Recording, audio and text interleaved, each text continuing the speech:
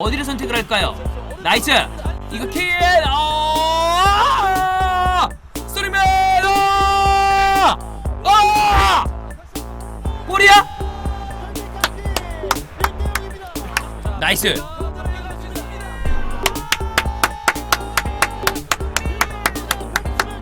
손흥민이 요 세리머니를 하지 않으면서 어떤 이건 안드레 고메즈에 대한 어떤 미안함이기도 하죠. 솔맨!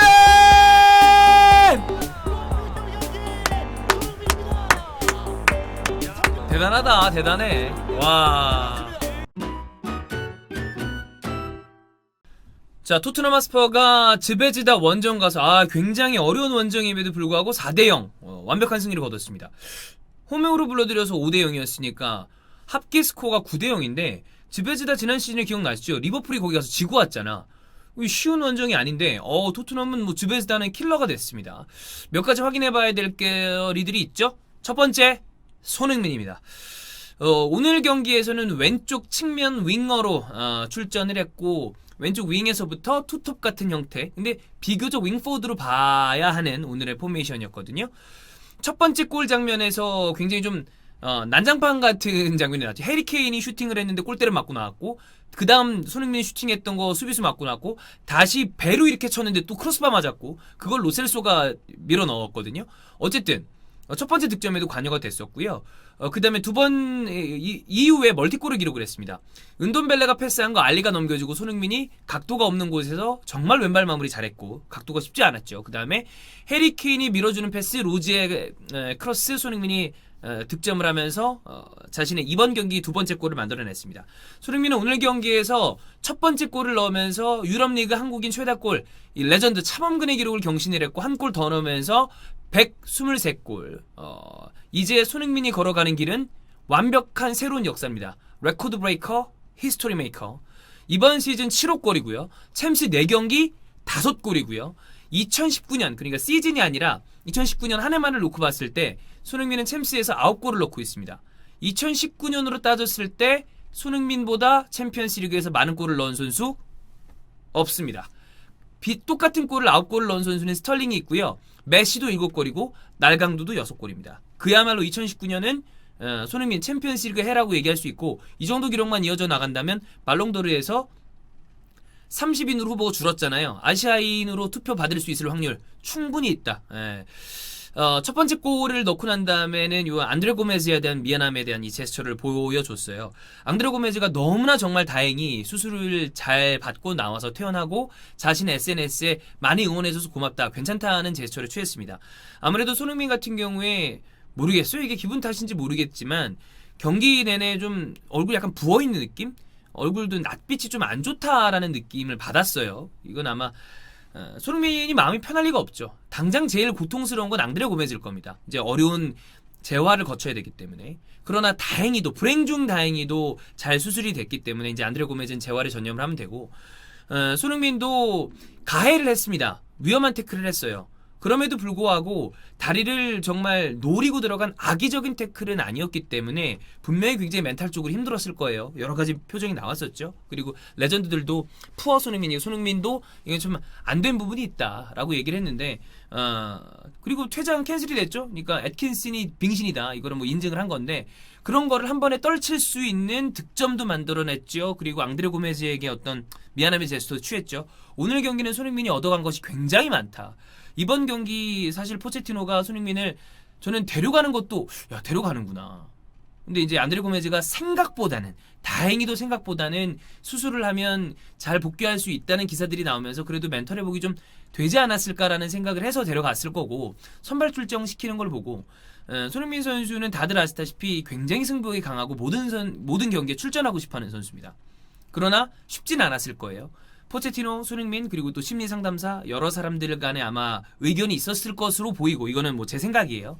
포체티노도 아마 물어봤겠죠. 너의 의견이 가장 중요하다. 근데 손흥민 입장에서는 어려움이 있었겠지만 뛰어야 이 컨디션이 올라와야 되는 선수고 결국에는 자신이 극복을 해야 되는 부분이고 특히 팀이 처한 이 상황이 오늘 경기 이김으로 인해서 굉장히 유리해졌지만 그 전까지는 어려웠단 말이에요. 그래서 출전을 하고 싶다는 의지를 보여주지 않았을까 생각을 했는데 초반에는 조금 긴장했나? 표정이 좀 좋지 않은데 라는 느낌이었으나 득점을 두 골이나 만들어내면서 기록도 만들어냈고 앙드레 고메즈에게 어떤 사과할 수 있는 여러 가지 좀 장도 마련이 됐고 골을 넣으면서 그런 분위기도 끊어낼 수 있었기 때문에 이거는 흔들렸던 멘탈을 회복할 수 있는 굉장히 좋은 손흥민은 참 득점 장면도 첫 번째 골 각도 없는 곳 쉽지 않은 곳에서 왼발로 마무리하는 거 보면 대단합니다. 진짜 손흥민은 정말 대단하다라는 생각이 듭니다. 모쪼록 다시 한번 앙드레 고메즈가 이제 잘 재활을 했으면 좋겠고 손흥민도 멘탈 흔들렸던 거 한번 다시 잡고 다 잡고 주말 리그에서도 또 중요한 경기를 해야 되잖아요. 잘했으면 좋겠습니다. 나머지 체크를 좀 해볼게요.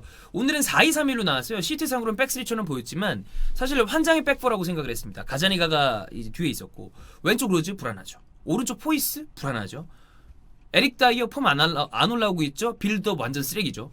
그 다음에 옆에 다빈손 빌드업 쓰레기 뇌절 패스 오늘 벌써 무슨 뒤로 걷어내는 것도 아니고 로빙 슛 같은 걸 해서 골대 맞춘 적이 있었잖아. 가자니가 아니었으면 큰일 날 뻔했어. 그런 장면이 있었죠.